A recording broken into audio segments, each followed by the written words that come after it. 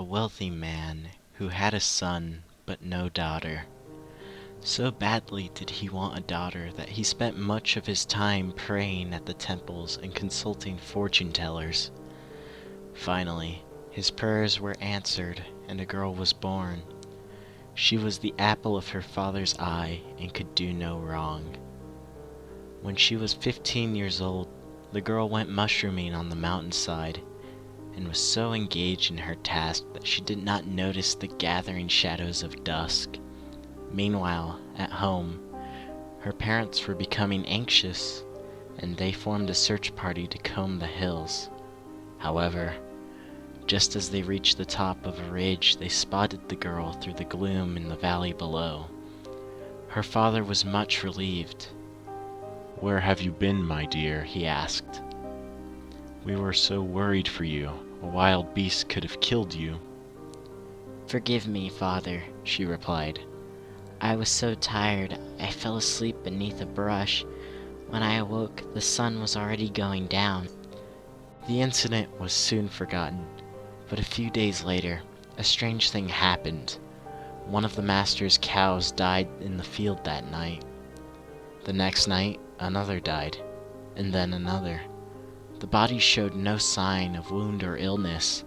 The master was so concerned he ordered the cowherd to keep watch all through the night to catch the culprit. That night, the man hid behind some hay in the corner of the cowshed and waited patiently. At midnight, he was astonished to see the master's daughter creep into the shed and approach a cow. Anxiously, he watched her oil her hands and arms with sesame oil. Then, to his horror, she slipped her arm into the cow's belly and pulled out its liver, and she ate it. The poor cow rolled over and died.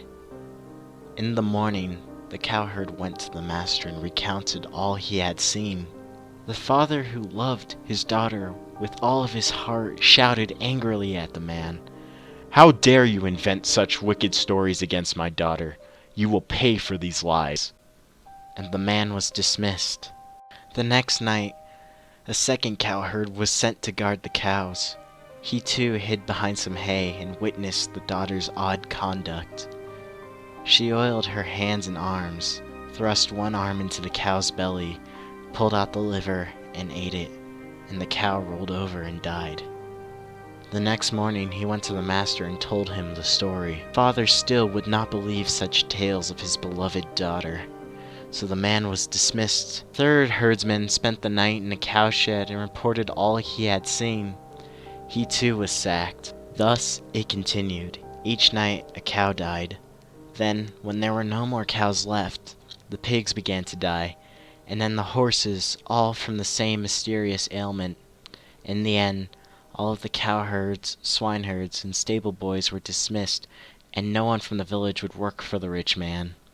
All that was once left of a mighty herd of cattle was a solitary old horse. The next night, the master sent his only son to solve the mystery. The man concealed himself behind some hay and kept watch. In the middle of the night, he heard footsteps and the barn door open. It was his sister stealthily entering. In his relief, he was about to cry out to her, yet something in her look stopped him. Her eyes were sly and narrow, her thin lips cruelly curled, her face stony and stern. He stared in disbelief as she greased her arms and thrust them into the horse's belly, pulling out its liver. With blood dripping from her lips, she then chewed and swallowed the steaming meat. He dared not breathe until she returned to the house. At dawn, he called his father into the barn and showed him the dead horse. "Father," he said grimly, "you will not like what you hear, but I must tell you the truth. It is my sister. She is the one who came in the night and ate the horse's liver." His father stared at him with hurt and anger in his eyes. He was silent for a moment. Then he shouted at his son, "You must be madly jealous of your sister to make up such tales. No doubt you fell asleep and had a nightmare. Get out of my sight. I don't want you in my house." Not knowing where to go, his disconsolate son wandered off into the hills. After several months, he came upon an old monk struggling across the mountain stream. Having helped the monk to safety, he was invited to stay the night at a nearby temple, and there he told the story of his sister. The man nodded sadly. "Yes, I understand," He said. "That night when your sister was in the hills, she must have been eaten by a fox who took her form, the very likeness of your sister." So it was really the fox who killed the animals, and I must return at once, the lad exclaimed, and warn my parents. "I fear it is too late. Said the old monk. Morning is wiser than evening. Set out tomorrow." The next morning, the young man was given 3 small bottles, red, green, and blue. "Take my horse," Said the monk. "and use the bottles as I have instructed." With that, the boy thanked the monk and rode off down the mountain track. It was several days before he had arrived home. Once there, he could hardly believe his eyes.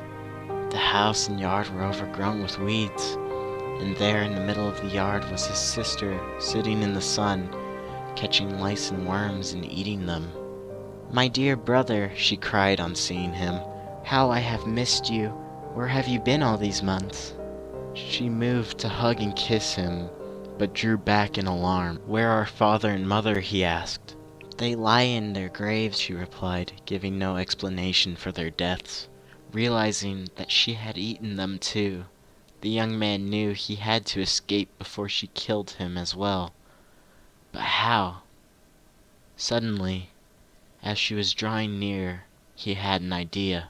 He tried to play his cards right. My dear sister, I have come a long way, and I am very hungry, he said. Could you prepare a meal? Thinking he would escape while she was cooking, the fox yet showed its cunning. "Assuredly, my dear brother, but I shall tie a rope to your leg and the other end to my waist as to not lose you again." She left him in the yard while she went to prepare some food.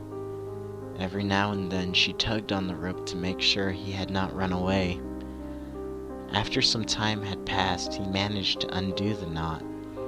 He tied the rope to a gatepost and rode away swiftly on his horse. Some time had passed before the fox realized it had been tricked. She rushed after him with great haste, and it was not long before she was gaining on him. He glanced back, and to his horror saw her rapidly approaching him, reaching out her hand to grasp the horse's tail. Suddenly he recalled what the old monk had said. He swiftly took the little red bottle from his pocket and threw it behind him. The bottle instantly burst into a ball of red fire, blocking the fox's path. Although the flames singed her hair and clothes, she raced around the fire and was soon overtaking her brother again. This time he threw down a green bottle, and straightway a dense green bush of brambles sprang up, barring her way. Although she was scratched and bleeding from the thorns, she fought her way through and began to catch up with her fleeing brother. Just as she was about to grab the horse's tail, he took out the blue bottle and desperately cast it behind him. This time, it formed a mighty blue lake that soon engulfed the fox girl, who splashed and thrashed in the water before sinking below the waves. As her brother watched from the shore, he saw the dead body of a fox float above the surface of the lake. At last he had killed the fox who had taken his sister's form. At last he had had his revenge. This video was actually a bit of a pain to make, since the creepypasta I was doing had, well, it's not English. The person here doesn't know English. I don't know. Maybe they don't know how to write. Maybe they don't know English. It reads like copy paste into Google Translate. Although I still couldn't resist it, because just anything kitsune immediately grabs my attention. So just, yeah, thank you for watching. I don't usually do creepypastas, but I thought it was in the season of doing such things, so there may be a few more coming this month.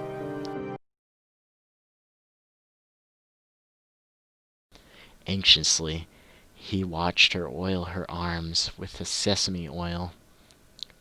What the fuck is this story?